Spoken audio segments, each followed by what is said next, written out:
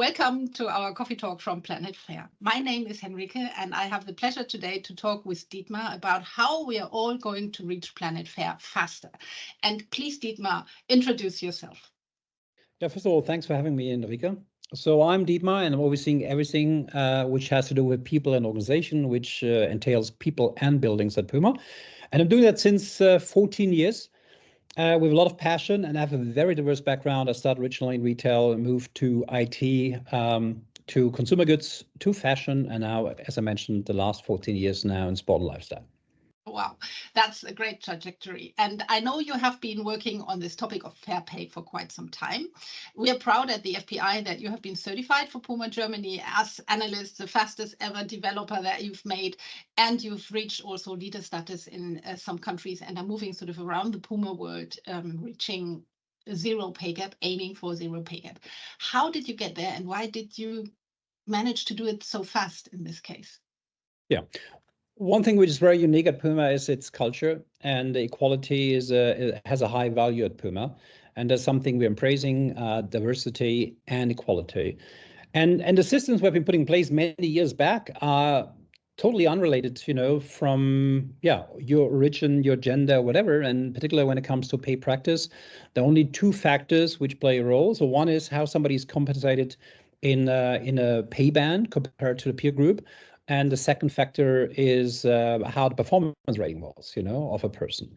And this drives, we have a kind of a pay matrix, and based on the pay matrix, we adjust the pay on an annual basis. One more important thing is if somebody's on leave, no matter somebody is on sick leave, long-term sick leave, or maternity leave, we also do pay adjustments, and we assume 100% performance rating of an employee.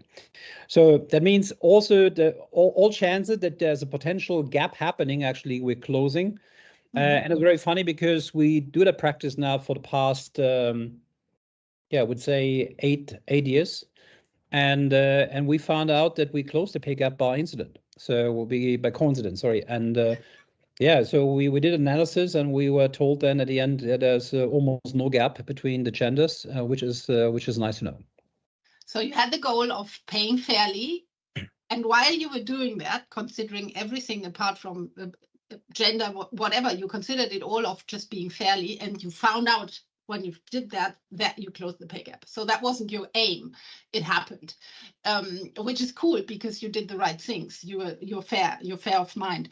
But how would you say what happened during that time? What were like the special cases and the situations while you did that change, where you would say, oh, this is a challenge, maybe also for other companies to not step into this hole, or to take it as like a little copy paste. PUMA did it, I can try it as well. Yeah. So PUMA is tariff based, but we pay better than the tariff agreement says. And that's where you're a bit at risk. And the old practice was that we gave a lot of autonomy to our managers, and then it was pretty much dependent then on how a manager has seen the employee's performance. And I don't want to say it was a huge mess, but there was not much of a structure existing. So, and we said, well, we want to make sure that the pay spread actually gets a bit closer, because the challenge is if you have on a pay band the same people and you give everyone the same percentage, the one who are already up in the pay band, they get even more salary, and the one in the low band, yes, they get more money, but the spread, gets wider and wider. And we said we need to give that a bit of a logic, and that's what we did. So we have a pay matrix. The one was the lowest pay band at the moment at 100% performance gets a higher pay increase. The one on the higher band gets a lower increase. So that means that the pay spread, on the pay band, we got under control. And as a side factor is, since we're only considering the way we pay or how much we pay the person and the performance factor, we have excluded all other factors of it. So, and the managers, they were not happy at the beginning. Why? Because we were handcuffing them a bit. But I think so after year 2, it led to I would say everyone found his or her piece now, that we have now a structure, we have a way moving forward, and once you have communicated, everyone knows now that's the way moving forward. And from an employee perspective is perceived as a quite fair thing to do, because they may not be happy about how much we pay them, but they know that the logic we apply for the merit increase is the same than to anyone else. Well, usually employees often not in the long run, not tend to go only for the highest pay, but they do look, and you mentioned it at the beginning, at cultural parts as well. And they say, okay, I might want to choose PUMA not only for money reasons, but because of other reasons as well. Do you see that? Do you notice that when you have like new people applying, that they ask for more, that they see the transparency probably at that point already about how you pay and what you value, and then see other things as well? And I have a little visitor. I think this fly wants my coffee, but it's not getting it. Yeah, I mean, you need to be transparent and people can make a choice. And if you say that's the pay band, how we compensate, and that's the methodology, everyone can make a choice whether based on that they want to join PUMA or not. I think we are a desirable brand. I think we have many other things to offer besides pay. But the most important thing is that they have the feeling I'm not the one who have to negotiate about my pay every year again. Yeah, and then the pay practice is based on your own individual negotiation.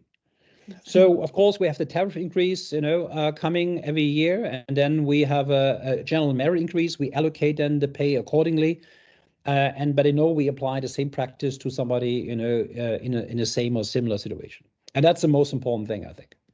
Yeah. The other day I had, again, it happens once in a while, quite often actually, that I talk to people from companies and then ask straight away more into the direction of how do I go along with my exceptions? Because if I need to get this person and he usually wants more money in something, but I do really need it, I have to pay for that. So I look at the market, I look at this, and then if I don't do it, I don't get that person. So what do I do with all these exceptions?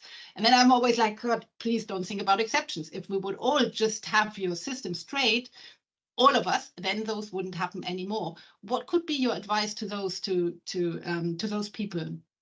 Yeah, I mean, we have some exceptions as well at PUMA, and there are always good reason for exceptions. You just need to make sure that exception is not becoming a rule again, because then we end up to a point where we started many years back. And again, people need to understand what the rule is, and then you have less people asking constantly for more money as well, because that's the rule you're applying. That's the same rule you apply to everyone. And again, people need to get a feeling that they don't have to negotiate individually their salary every year again. And if you get to the point, you will see you have less requests coming. Sometimes somebody's asking for money if they got an offer from another company, another firm. And then we need to make a choice whether we want to match it or not, and if yes, to which degree. But in general, you see, as a standard routine, you have less people trying to negotiate a salary on an annual basis with you. Yeah, and your managers are enjoying the part of not having to negotiate anymore? I mean, in the past, it was always, if the money we're giving to our people was not enough, a lot of them were putting blame on HR anyway. And if it was an extraordinary increase, of course, it was the merit of the manager. So from that point of view, we need to live with the fact as HR community that we often get a blame we don't deserve, to be honest. But that's how it is, in any case. Yeah. Yes. So but I think the most important thing also moving forward is that you have transparency about your pay practice, that people understand that we treat everyone the same or after the same logic. It answers also a lot of questions. And it saves a lot of people, a lot of negotiations. That's the most important thing. If everyone's happy, I don't know. I didn't ask everyone. But also for the manager, sometimes more easy to say that's how we do it at PUMA. So I'm out of this. Yeah. So we make their life also with their practice more easy sometimes.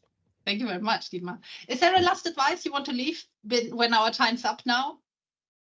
Well, I know there's a lot of discussion going on. A lot of people asking, Dietmar, how did you do that? Again, we ended up here by coincidence with a totally different idea we had behind when we started all this, and start doing it. I mean, beside the fact that there's some legal requirements coming which force us to do it across Europe. Just do it, and you need to have that conversation anyway, and take your people with you on your journey. Be as transparent as you can to your people as well. I think they forgive you if you have a larger gap today. Be brave and communicating it. As long as you take those people with you on a journey and you have an intention to close the gap, I think they will support whatever you do on your journey. Well, thank you very much for the last words and for the whole coffee talk. It was a real pleasure to have you with us, Dietmar, and I hope we can meet up on another occasion again and see how you move forward. Thank you very much. Thank you, Henrike, for having me. Thanks a lot. Thank you.